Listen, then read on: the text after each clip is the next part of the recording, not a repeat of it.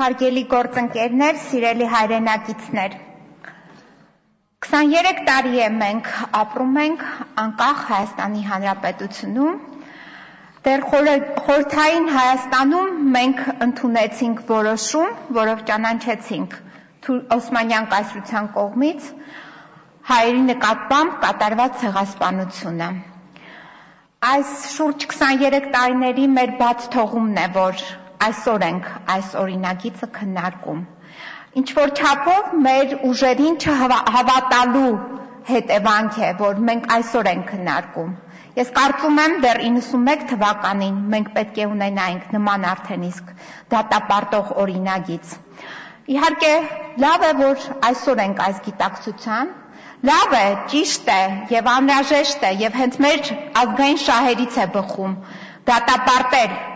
Օսմանյան կայսրությունում հույների, ասորիների եւ այլ ազգերի նկատմամբ կատարված ցեղասպանությունը։ Եվ ես կարծում եմ, որ այստեղ հիշատակվեց նաեւ Լևոն Տեր-Պետրոսյանին մասին խոսեցինք, այո, հենց հրաշական քաղաքականությունն է, որը մինչ այսօր թափանցել է, մինչ այսօր եկել է եւ հենց այդ քաղաքականության հետևանքն է, որ մենք այսօր էլ չունենք դատապարտող մի օրինագիծ, օրինակ Ղարսի Մոսկվայի պայմանագրի վերաբերյալ։ Այստեղ իմ գործընկերները ասեցին, որ Թուրքիան հավերժ է, մեր հարևանն է։ Թուրքիան հավերժ չէ, ինչպես կազմավորվել է, մի օր էլ այնպես պետք է քանդվի։ Ինչ է, մենք չպետք է դատապարտենք, որ այսօր Թուրքիան մեր տարածքներն է բռնազավթ է։ Կարող է դա իրականությանը չի համապատասխանում։ Իհարկե համապատասխանում է, որքան մենք դրսևորենք անկախ վարքագիծ, որքան դրսևորենք պետականությանը հարիր մոտեցում, այնքան մեր հետ ավելի հաշվի կնստեն։ Որքան դրսևորենք վախվորած մոտեցում, որ ինչ կասեն թուրքերը, որը եղել է 2008 թվականից հետո։ Ես շատ լավ հիշում եմ, 2008 թվականի սեպտեմբեր ամսին նշանակված էր ընդդիմության կողմից մարտի 1-ից հետո առաջի հանրահավաքը, որը երկար դադարից հետո պետք է լիներ։ Պարզվեց, որ Գյուլի գալու կապակցությամբ այդ հանրահավաքը պետք է դադարեցվեր։ Լևոն Տեր-Պետրոսյանը ողջունում էր Թուրքիայի հետ մերձեցումը, բարեկամությունը։ Տիկին Նաղդալյանը ինձ ասեց բարեկամություն չէ, Տիկին Նաղդալյան, Սերժ Սարգսյանն էր գնացել հյուրընկալելու Տիկին Գյուլի կողմից իր այդ ճաշկերույթին, նրա տոլմաններն էր համտեսում եւ այդ մասին հրապարակվեց։ Մենք ինքներս ենք տեսել այդ բարեկամության մասին։ Ես կարծում եմ, որ մենք պետք է միշտ սթափ լինենք, հասկանանք, գնահատենք, որ եւ ներկայիս Թուրքիան, եւ 100 տարի առաջվա Թուրքիան, դրանք նույն քաղաքականություն վարող պետական միավորումներն են։ Դուք բազմիցս տեսել եք, բազմիցս շփվել եք տարբեր միջազգային հարթակներում, տարբեր տեսակի քաղաքական գործիչների հետ, ովքեր ներկայացնում են Թուրքիայի Հանրապետությունը։ Ոչինչ չի փոխվել, ինչ եղել է 100 տարի առաջ, նա էլ շարունակվում է։ Ուղղակի երևի թե մենք պետք է փոխվենք, հասկանանք, որ մենք վերցնենք մեր ձեռքը երկաթի շերեփ, այլ ոչ թե մասնակցենք նորից այս կամ այն գերտերության հետ ինչ որ չվնասելու համատեքստում։ Այսպես խոսվեց, որ Թուրքիայից այն կողմ մենք այլընտրանք չունենք, հենց դա է պատճառը, որ չենք մտածել այլընտրանքների մասին։ Միշտ սևեռվել ենք, որ դա է միակ մեր այլընտրանքը, բայց մինչդեռ կողքը ունենք հարևան Պարսկաստան, որը երբեք մեզ համար չենք դիտարկել որպես այլընտրանք։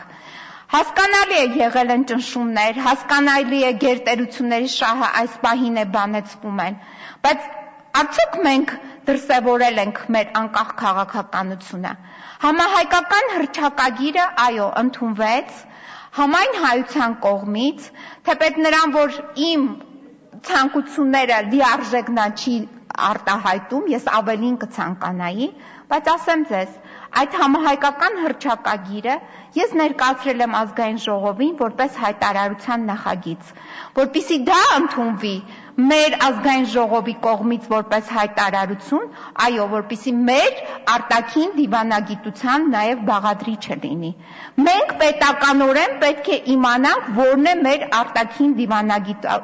դիվանագիտության ուղերձը, եւ դա էլ պահանջենք այլ պետություններից, այլ միջազգային կազմակերպություններում ներկայանալուց։ Մենք միասնական դիվանագիտություն երբեմն չենք կարողանում բանեցնել։ Մեր գործադիր մարմինը, օրենսդիր մարմնի հետ միասնական փաստաթղթի ներքո նույնիսկ չի գործում։ Շատ հաճախ մենք տարբեր ֆորմատներով